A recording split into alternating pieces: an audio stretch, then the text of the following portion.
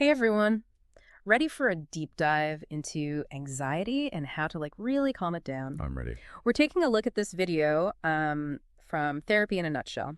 Okay. And it talks about how to actually train your body to feel safe even when things are feeling really tough. Yeah. So it's like going beyond just those relaxation techniques we always hear about. Right. It's about really getting down to the root of it. So it's like it's a physical thing as much as it is mental. Exactly. Interesting. That's exactly what the video gets at. And it's fascinating because I think we so often approach anxiety as purely a mental battle, Totally. But this video is all about that mind-body connection and how it's not just in your head, it's literally in your body too. I like that. Yeah. And they have this story about a dog that would throw up every time he got in the car. Oh, no. And it was just because his body was stuck in this danger mode, even though a car ride, not really a life or death situation. Right. Yeah. My dog loves car rides. Yeah, some dogs do, some dogs don't. Yeah. But it's a perfect example of that perceived danger where our bodies are reacting as if there's a real threat, but it's just our thoughts that are kind of creating that stress. Yeah, that makes sense. And is that where chronic anxiety comes from? Yeah. Okay. That's a lot of where chronic anxiety stems from, is that disconnect between what we're perceiving and what's actually happening. Right. So let's break down the science a little bit more. Okay. Yeah. So the video explains that anxiety starts with that fight, flight, freeze response, which is controlled by our nervous system. Right. Basically, our internal alarm system going off, getting us ready to deal with a threat. So if a tiger's chasing us? Exactly. That's when that kicks in. And when we're facing actual danger, yeah, like you said, that proverbial tiger, this response is super helpful. Absolutely. But the problem is, in our modern world, we rarely face those kinds of threats. We don't have tigers chasing us down the street. Not very often. Right. Not usually. Maybe in some places. Right, yeah. But not in most of our lives. Yeah. But our nervous systems still fire up in response to things like work deadlines or social situations. Oh, I know all about that. We all do. Yeah. So how do we break free from that? Right, yeah. How do we calm down that response? Yeah. So the video argues that we actually have more control over our stress response than we think.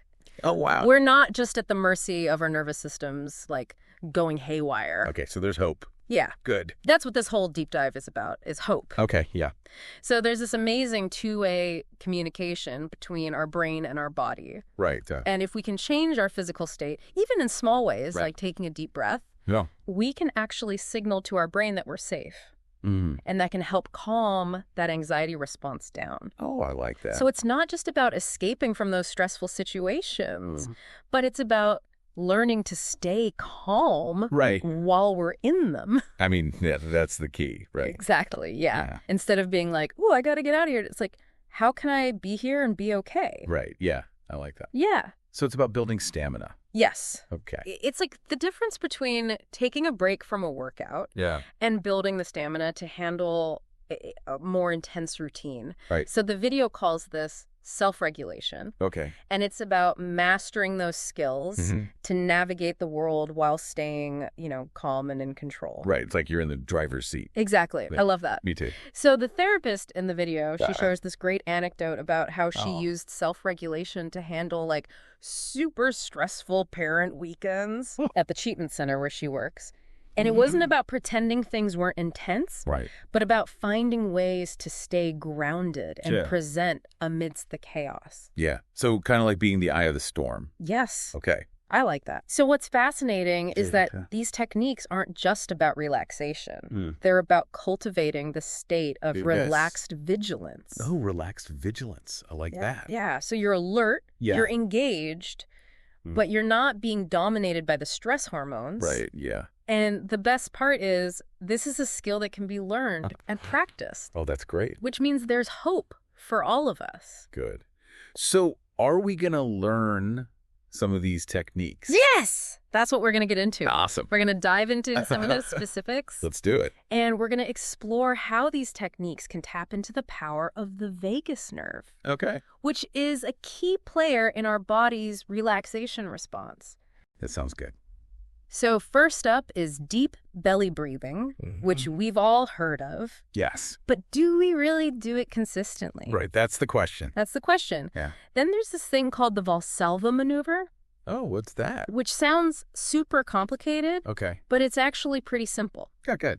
It's like holding your breath gently. Okay. While tensing your core muscles, kind of like you're about to lift something heavy. Oh, okay. It might sound strange, Yeah. but it can actually stimulate the vagus nerve and promote a sense of calm. Interesting. Then there's using your peripheral vision and softening your gaze. Okay. And this is all about shifting your focus from that narrow, like laser-like attention that often comes with anxiety to a broader, more relaxed way of seeing. That makes sense, yeah. Yeah.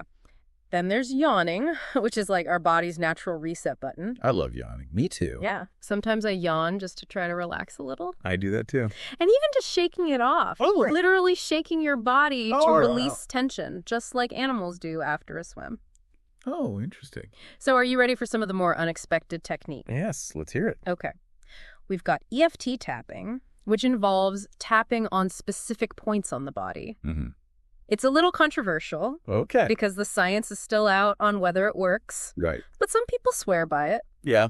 Yeah. And then there's laughter, always a good one. Who doesn't love a good laugh? Right. Yeah. And then there's getting upside down. What? Like a headstand? Yeah. Okay.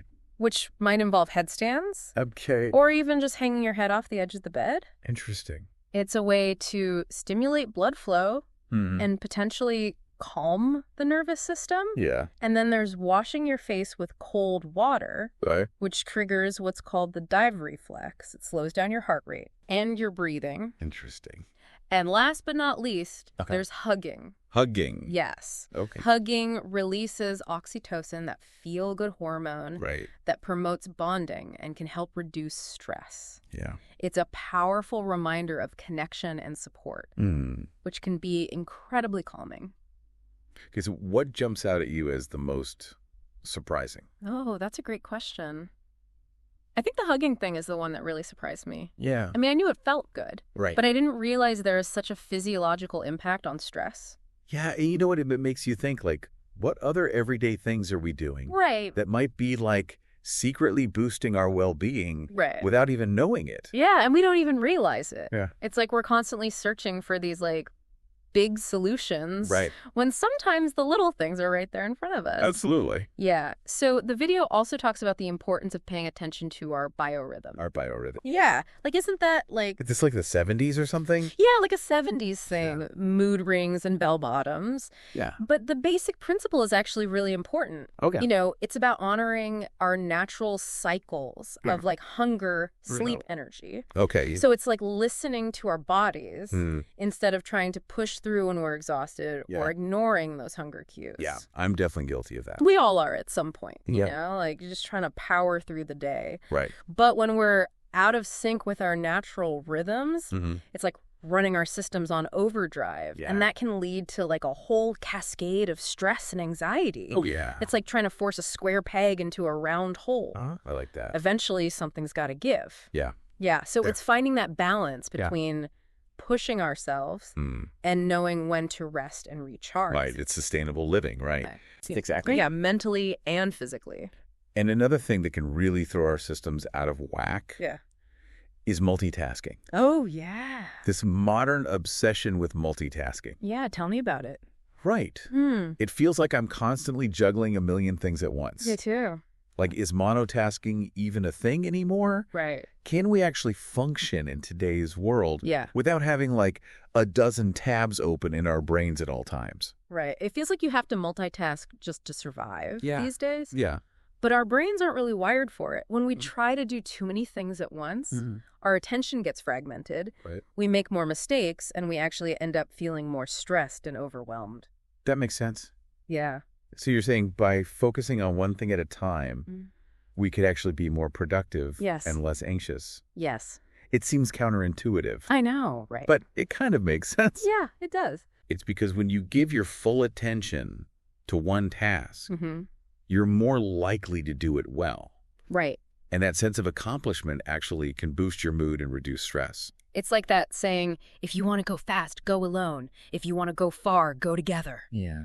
But in this case, it's, if you want to get things done and feel calm, focus on one thing at a time. I like that. Yeah. That's a good way to put it. Yeah, so the video also suggests incorporating one slow thing into each day. What do you mean by that? What is a slow thing? Right. It's about intentionally slowing down. And savoring a simple activity, like enjoying a cup of tea without scrolling through your phone. Or taking a walk in nature without listening to a podcast. Or just like sitting and listening to a piece of music without any other distractions. So it's about creating space for stillness and mindfulness in our otherwise hectic lives. I like that. Yeah. Yeah, that sounds good. It's a way to counteract that constant stimulation that can fuel anxiety and reconnect with ourselves in a deeper way. And the video also mentions some other things that can help stimulate the parasympathetic nervous system and promote relaxation. Some of which might surprise you. Lay it on me. Well, one of them is sex. Wait, really? Yes. Sex involves both sympathetic and parasympathetic activation. So you have the buildup and excitement, which triggers the sympathetic nervous system. And then you have the release and relaxation, which activates the parasympathetic system. So it's like a natural roller coaster for our nervous system. Exactly. It's a healthy cycle of tension and release. Right. And of course, let's not forget the emotional and relational aspects of sex. Which can also contribute to feelings of well-being and connection. Right. I think we'll leave that topic there for now. Maybe we need a whole other deep dive on the psychology of sex. We'll save that for another day. Yeah, but for now, let's circle back to the core message of the video, which is about empowering ourselves to manage anxiety by tapping into our body's own calming mechanisms. Absolutely. I like that. So it's not about like suppressing or ignoring anxiety, but about learning to work with it, regulate it, and create a sense of safety and calm, even amidst the challenges. Yeah, and that's what makes this deep dive so valuable, right? Yeah. It's not just about techniques, it's about changing our mindset from feeling helpless to feeling empowered. Exactly. And that shift in perspective can make all the difference. It can. In how we experience and navigate anxiety. For sure. So how do we make that shift? The video ends with this really thought-provoking question. If we can learn to calm our bodies in the present moment, how might that change our perception of danger and our experience of anxiety in the long term? That is a great question. What do you think? It makes me think about like building muscle memory in sports or music. You know, like the more we practice a certain move or a chord progression, the more automatic it becomes. So is it possible that we can train our brains to be calmer too? That's such a good point. And I think the answer is a resounding yes. Every time we use those self-regulation techniques, we're essentially strengthening those neural pathways that are associated with calm and resilience. So it's like building a calm muscle. Exactly. I like that. Making it stronger and more responsive each time we use it. So it's not just about managing the anxiety in the moment, but about actually changing how our brains respond to stress over time. Exactly. Wow. With each conscious breath, each moment of laughter, each time we choose a hug over a freak out, we're rewiring our brains to be less reactive and more resilient. So it's like long-term change. Yes. Not just like a quick fix. Right.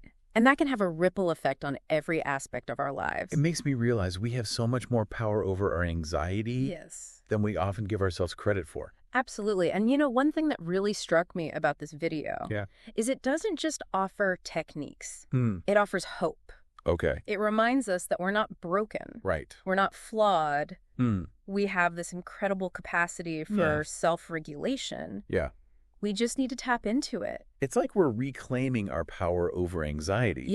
Rather than letting it have power over us. Exactly. I like that. And this deep dive has given us so many practical tools and insights to help us do just that.